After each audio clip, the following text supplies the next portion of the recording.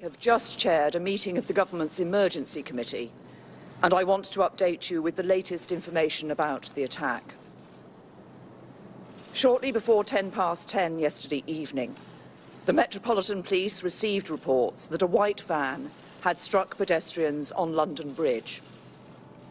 It continued to drive from London Bridge to Borough Market, where 3 terrorists left the van and attacked innocent and unarmed civilians with blades and knives. All 3 were wearing what appeared to be explosive vests, but the police have established that this clothing was fake and worn only to spread panic and fear. As so often in such serious situations, the police responded with great courage and great speed. Armed officers from the Metropolitan Police and the City of London Police arrived at Borough Market within moments and shot and killed the 3 suspects. The terrorists were confronted and shot by armed officers within 8 minutes of the police receiving the first emergency call. 7 people have died as a result of the attack, in addition to the 3 suspects shot dead by the police. 48 people are being treated in several hospitals across London. Many have life-threatening conditions. On behalf of the people of London and on behalf of the whole country, I want to thank and pay tribute to the professionalism and bravery of the police and the emergency services, and the courage of members of the public who defended themselves and others from the attackers. And our thoughts and prayers are with the victims and with their friends, families, and loved ones.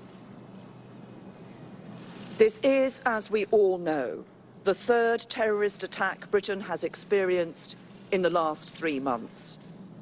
In March, a similar attack took place just around the corner on Westminster Bridge.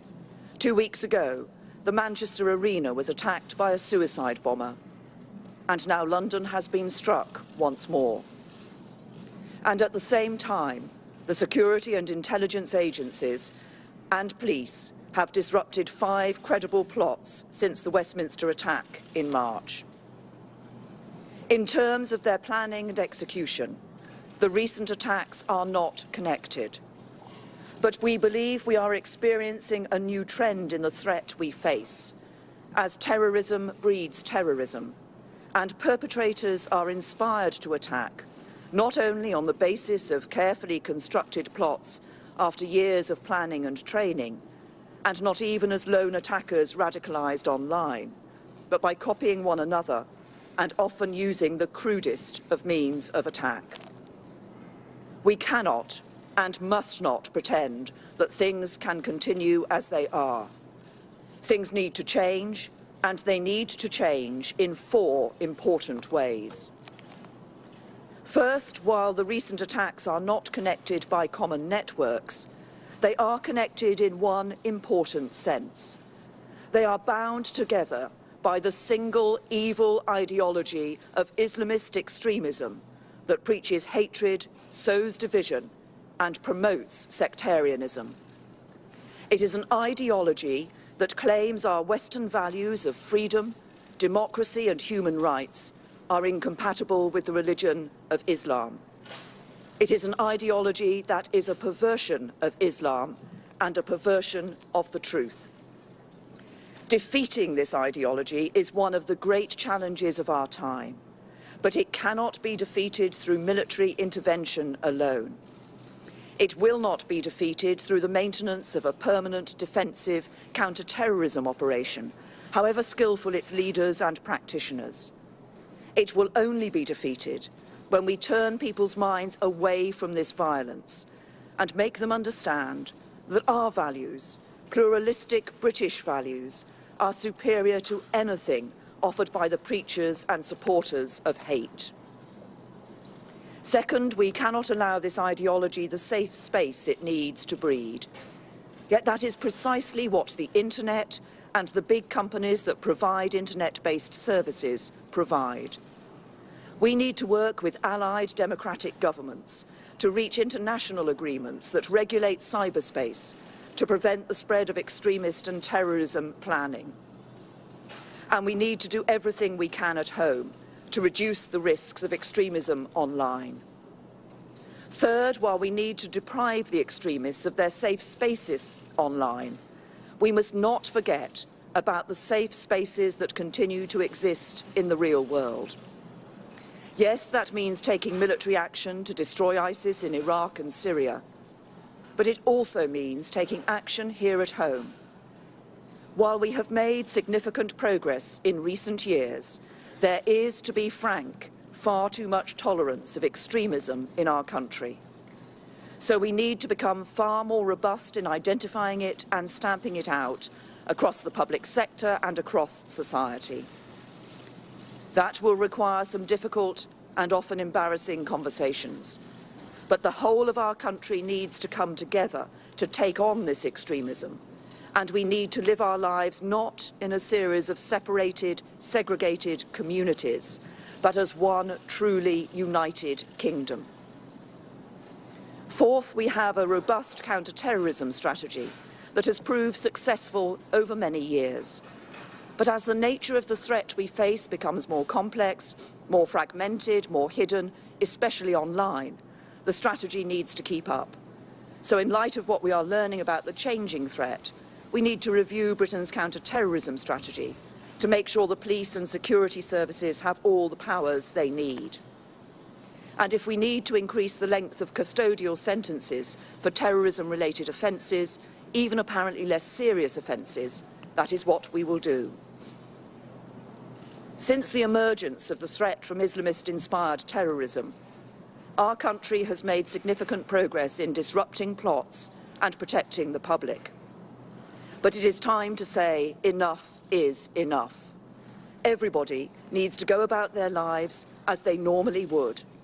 Our society should continue to function in accordance with our values. But when it comes to taking on extremism and terrorism, things need to change. As a mark of respect, the two political parties have suspended our national campaigns for today. But violence can never be allowed to disrupt the democratic process. So those campaigns will resume in full tomorrow.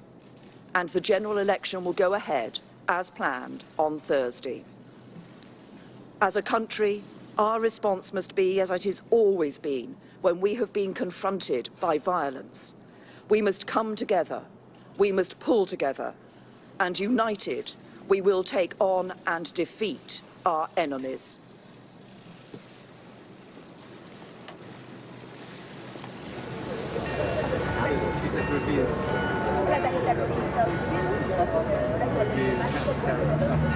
So the Prime Minister saying things cannot continue as they are. We cannot allow this ideology to prevail, just in terms of the political elements of what she was saying, stressing quite forcefully there the election will go ahead this Thursday. That was a key message. British general election on Thursday, June the 8th, and that will go ahead. We heard earlier in the day that the Conservatives and Labour have suspended their national campaigning today. That doesn't necessarily apply to all parties, but the election absolutely going ahead, says the Prime Minister. Let's go to our political correspondent, Ellie Price, who's following all of this.